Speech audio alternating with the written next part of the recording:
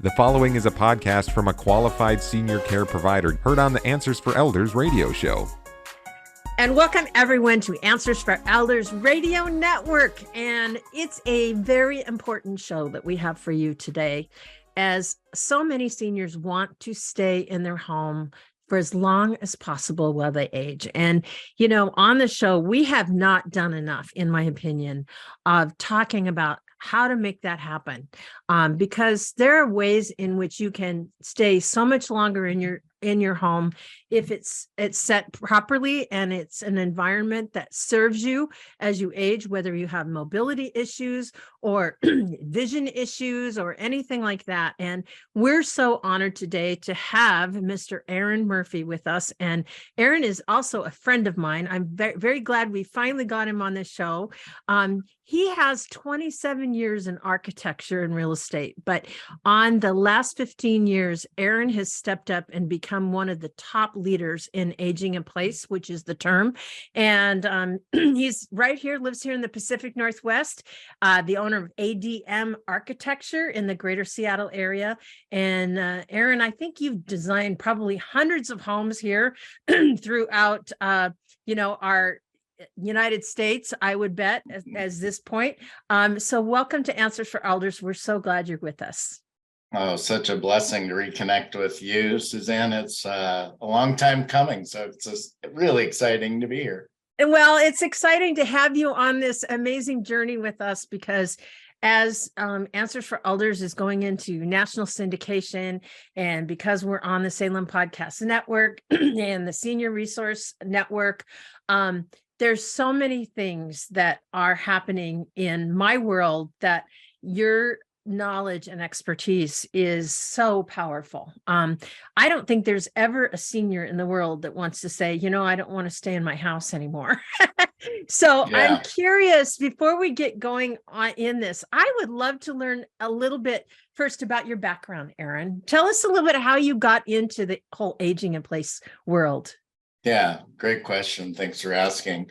So I came out of architecture school at the University of Washington in 1996.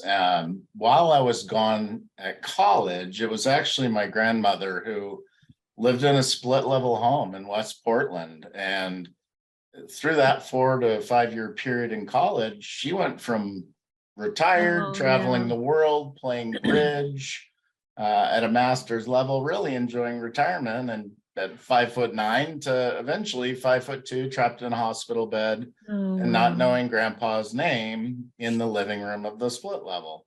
I wasn't ready to learn about, the medical side of it at 22, but as an architecture student, I totally understood that her house was broken for what she needed later in life.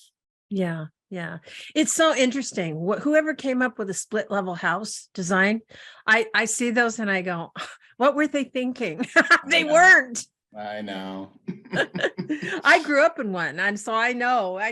We used to go down a stairwell, and you go down a stairwell into our house, and there wasn't even a railing. It's crazy. Now I think about it. It's like, that's back in the day. So obviously you realized that as the old adage goes, if you see a job, it's yours. You really saw and had vision in advance of, how to make the world better for seniors and those that are aging in their homes. And so how did you come to realize that was really going to be your niche? Was it basically that, or did you realize, I'm sure you did a lot of due diligence on the industry. I did. Yeah. So, I've designed 2 million square feet of commercial buildings, which are inherently, since 1990, ADA compliant as a baseline, right? If you can get in with a different mobility and use the bathroom, you can get from the parking stall to the front door, that part's covered. But the other thing that was my second light bulb actually was getting a car off Craigslist. 2 63-year-olds brought me a car. Probably 20 years ago. And I said, oh, cool. Whose car is this? It's Mom. She's 92, finally gave up the keys. And I asked them, I said, this is a personal question. If you don't want to answer, please don't. How much did it cost for you to put her in the assisted living place she lives now? And they said $150,000 out of pocket and 10 grand a month.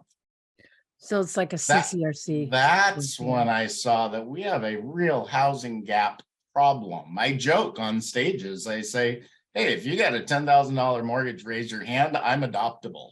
I'd love to see your home. Mm-hmm. Right. And so then I went, oh, yeah, we really have a housing issue. Mm-hmm. We do. Well, and the other thing is senior living industry cannot expand fast enough to accommodate the baby boomers. I mean, when you figure that the baby boomers is almost 40% of the population, and you're dealing with, this surge, as we say, the silver tsunami happening, and yet what are we doing in our world? We're trying to figure it all out, and where are they going to go? And the point is, everybody wants to stay at home. So of course, there are exceptions where that can't happen, or maybe the home you live like is a split level. It may not necessarily be the right choice for you specifically, but I would venture to guess at least many more can stay independently longer with some just modifications. And I think that's the thing that, is important. So I'm curious, as you started this whole process of aging in place, what did you find was kind of like the biggest hurdles in getting into that area? Education? Did people realize it? So on our architecture firm, the phone rings by itself now. I haven't paid a dime for advertising in over a decade, but what I was doing was public education. Yeah. And that's how our name became synonymous with the term aging in place. If you met with a contractor in your house right now and you brought up aging in place, even if he hadn't met me, if he lived in my area, he'd call time out, meeting's over. If that's what you mean, then Aaron needs to design your solution.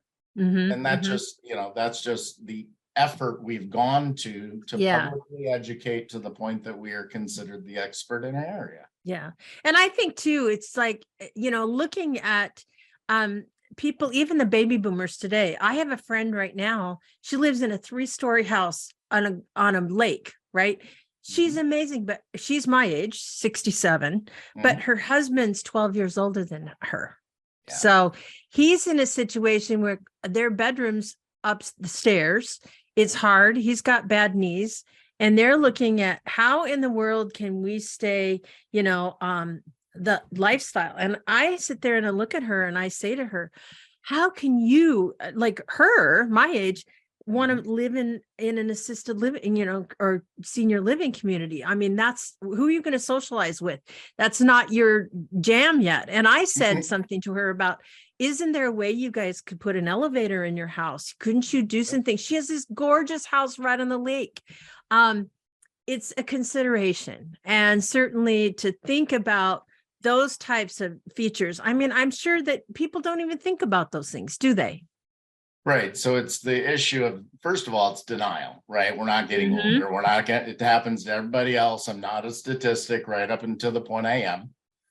Right. Yeah. And so that is step one. It's really just reaching and engaging with the boomer consumer and their family in a way that gains trust and rapport, so that you are a vetted person that they will then go out and not only believe what you have to say, but also be talking about you to their friends. Yeah. The book, I wrote the book behind me, and I've had people from Anchorage, Alaska call me and say, we're flying to Swim, Washington for Christmas. I'll pay you $500 to come to dinner and tell my mom what I've been telling her for 15 years. Oh my goodness sakes. This is how that works. Yeah. Yeah.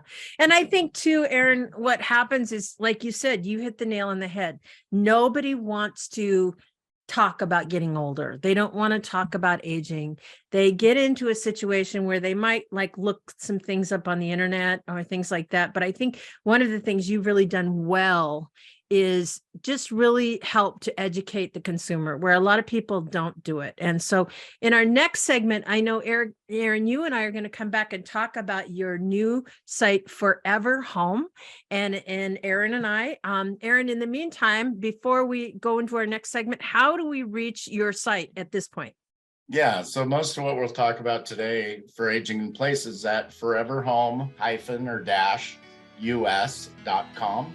And we'll talk about what all that is in the next part of the show. And everyone, Aaron and I will be right back right after this.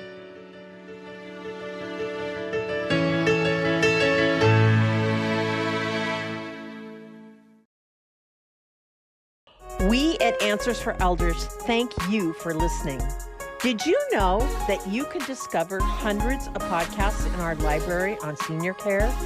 So visit our website and discover our decision guides that will help you also navigate decision making.